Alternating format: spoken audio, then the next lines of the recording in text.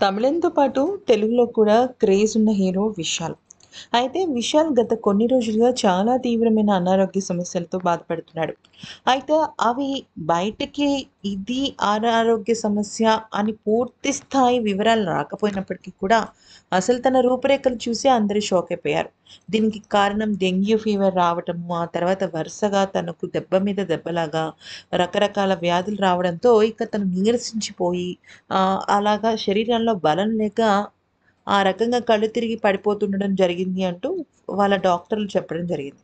అయితే ఇక గతంలో హీరో విశాల్‌కు చాలా సంబంధాలు అంటే హీరోయిన్ అభినయతో కానీ, లేకపోతే అంతకు మునుపు 'అర్జున్ రెడ్డి' హీరోయిన్‌తో ఎంగేజ్‌మెంట్ జరగడం గానీ, ఇలా రకరకాలుగా జరిగాయి కానీ ఎక్కడ కూడా పెళ్లి అనేది విశాల్ విషయంలో పెద్దగా కలిసి రాలేదనే చెప్పుకోవాలి.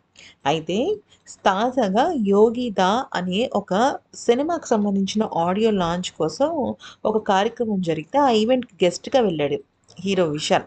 అక్కడ సాయి ధన్సికను హగ్ చేసుకున్నారు. వీళ్ళిద్దరూ ఒకరి పక్కన ఒకరు కూర్చోవడమే కాకుండా వాళ్ళిద్దరి చేతికి కూడా సేమ్ రింగ్ ఉంది ఫ్రెండ్స్. వాళ్ళిద్దరూ ఆ చేతిని పట్టుకున్నారు కూడా.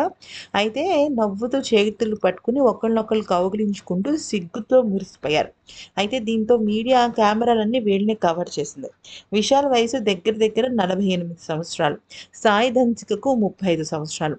ఇద్దరి మధ్య కూడా 12 ఏళ్ల వరకు గ మ్యా ఐ మీన్ ఏజ్ గ్యాప్ ఉన్నప్పటికీ కూడా మనసు కావాలి. మనిషికి ఏజ్ ఏంటి అనేసి అన్నట్టుగా చేసుకుంటున్నారనమాట.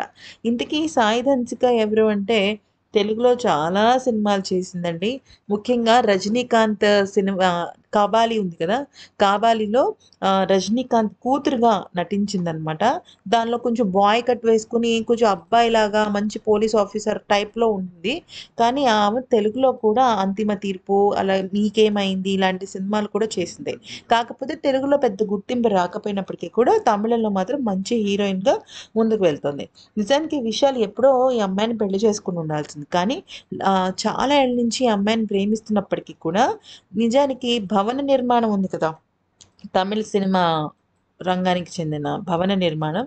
అది చివరి దశకు చేరుకోవడంతోనే పెళ్లి గురించి నేను చెప్తాను అని, నేనెప్పటినుంచో నేనొక అమ్మాయిని ప్రేమిస్తున్నానని చెప్పడము జరిగిందనమాట.